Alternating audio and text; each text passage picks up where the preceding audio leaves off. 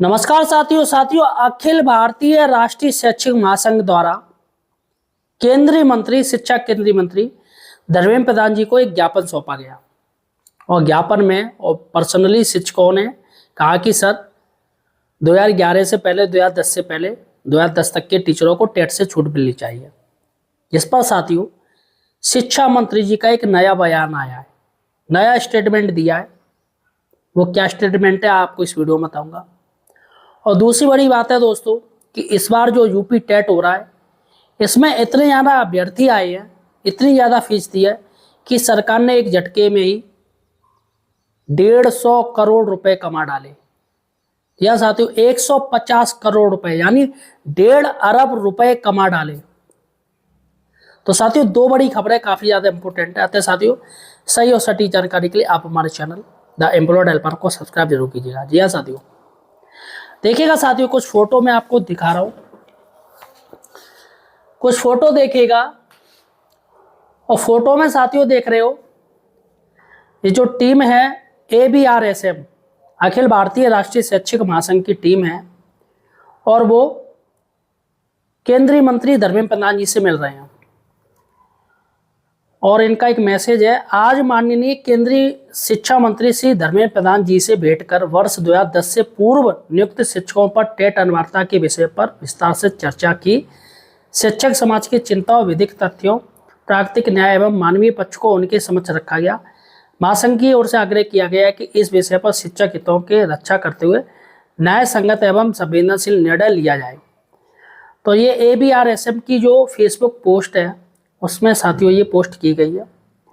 फिलहाल ये जो टीम गई है शिक्षा मंत्री से मिलने, उन्होंने क्लियर नहीं कहा है कि शिक्षा मंत्री ने क्या क्या कहा है, क्या क्या आश्वासन दिया है, क्या क्या बात कही है, क्या टीचर्स को टेट से छूट देंगे।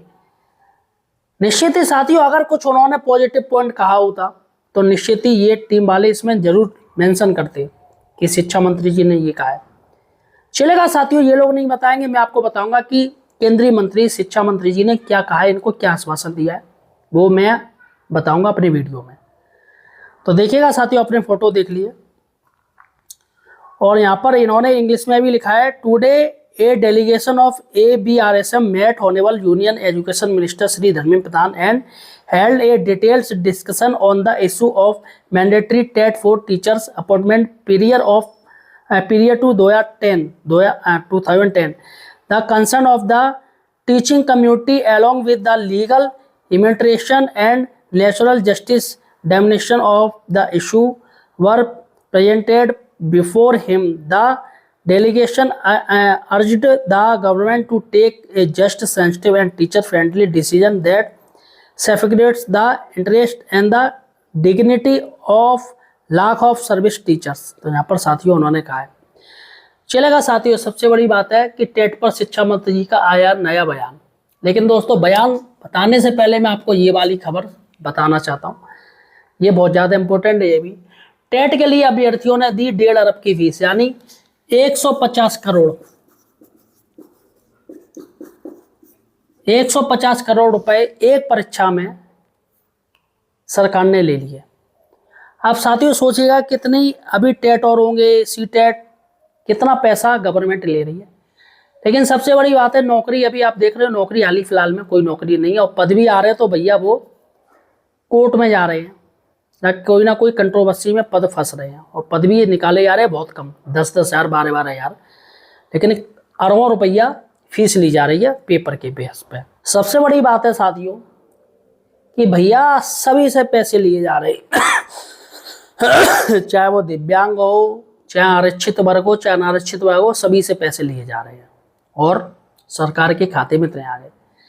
चलेगा साथियों, अब बात करते हैं इस पर। देखिएगा यहाँ पर इन्होंने पोस्ट में ये क्लियर नहीं किया है कि आप बयान दिया है, लेकिन जहाँ तक साथियों मुझे उम्मीद है धर्मेंद्र प्रधान जी इससे पूर्व जितने भी बयान दिए उन्होंने और जितने भी डेलीगेशन टीचर्स का मिला है, ये नहीं इनसे पहले भी मिल चुके लोग, तो धर्मेंद्र प्रधान जी बस एक बात कह देते हैं कि आप लोग परेशान मत होइएगा, जो भी होगा नियम के अनुसार होगा, नियम के दायरे में होगा और हमारी सरकार किसी की नौकरी नहीं जाने देगी।